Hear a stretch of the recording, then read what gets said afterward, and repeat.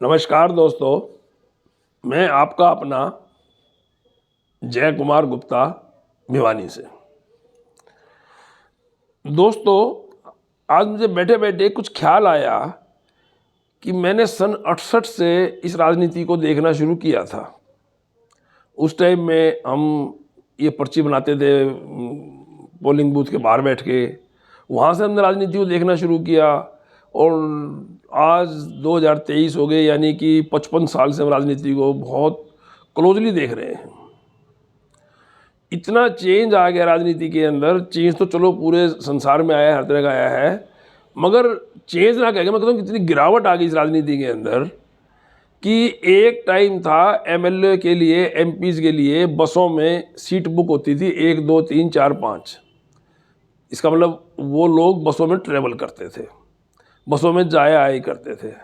Delhi parliament के में भी नॉर्थ एवेन्यू, साउथ एवेन्यू, जहाँ एमपीज़ को फ्लैट मिलते थे, जब सेशन चलता था तो डीटीसी की बस लगती थी। वो बसें एमपीज़ को पार्लियामेंट ले जाती थी, दोपहर को वापस लाती थी, खाना खाने में फिर ले जाती थी। यानी कि एक वो जो उस टाइम के राजनीतिक लोग थे वो एक पब्लिक की सेवा के लिए ही थे। आज देखते हैं राजनेता को छोड़ो, उनके जो चमचे कड़छे होते हैं, जो आगे पीछे घूमने वाले होते हैं, वही फॉर्च्यूनर में घूमते हैं। जिससे पूछो कि उसकी तो वो फार्म हाउस है, वो इतनी बड़ी कोठी है। यदि कोई एमपी है तो मान लिया वो उसके एमपी में 4-5 शहर लगते हैं, तो उसका दादरी भी कोठी है, भिवानी भी कोठी है, महेंद्रगढ़ भी कोठी है, नारनौल भी कोठी है, फिर पंचकुला भी कोठी है, फिर गुड़गांव भी कोठी है। ये हमें समझ नहीं आता कि भाई इतना पैसा कहाँ से आता है। तनख्वाहें इतनी है नहीं, भत्ते भत्ते भी नहीं है, तो ये फार्म हाउस और ये सब कहाँ से आता है। इसका मतलब तो यही है कि भाई बेईमाना लूट। ये लूट किसकी? लूट आम जनता की। आम जनता को किसी न किसी तरीके बरगला के ये लोग करते हैं। क्योंकि हमने तो देखा है 80 तक के भी लीडरों को देखा है, 90 तक लीडरों को देखा है कि हमने किसी का कोठी वाठी देखी नहीं। भिवानी के तो 2-3 चीफ मिनिस्टर भी हुए हैं। दादरी से हुकम सिंह जी थे, यहाँ से विरासत गुप्ता जी थे, चौधरी बंसीलाल तो थे ही। हमने तो उनकी कोठियाँ नहीं बनते देखी, जैसी पहले थी वैसी रही। कोई फार्म हाउस भी नहीं देखे, और आज तो जिसको देखो वही हो जाता है। तो ये अब राजनीति एक सेवा का नहीं, एक पब्लिक का काम के नहीं, ये एक व्यापार बन चुका है। और इस व्यापार में जनता ही पिस रही है। ये बढ़ते जा रहे हैं, इनका कोई दीन ईमान नहीं है। ये कहीं बैठे कहीं उठे, इनके आपस में सब एक हैं।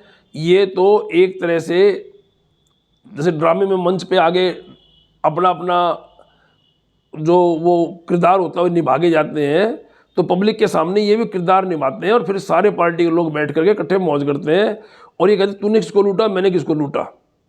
और ये सब व्यापारी मिले हुए हैं और इनकी शादी ब्याह भी अपने आपस में होती हैं।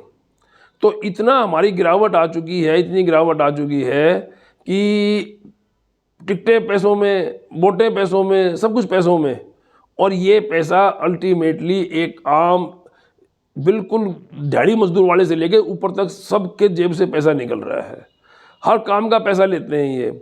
तो ये जो भ्रष्ट लोग हैं, जिनके ये कोठी बंगले बन गए हैं, जिनके नाम आते हैं, इनके फार्म हाउसेज हैं और हैं, उनका बाइकाट करो।